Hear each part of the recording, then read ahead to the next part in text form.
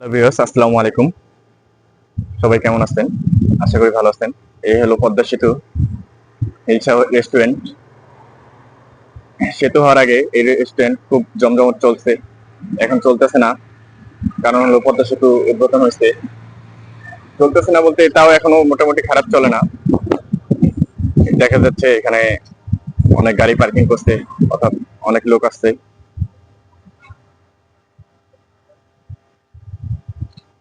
তো এই হলো পদ্মা সেতুর হিলসা রেস্টুরেন্ট। এখানে অনেক লোকজন আসে, খাবার খায়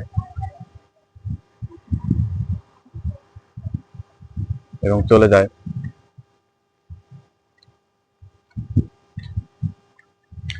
তো লোকজন খাবার খেয়ে বের হচ্ছে। একসময় খুবই জমজমট ছিল এই রেস্টুরেন্ট।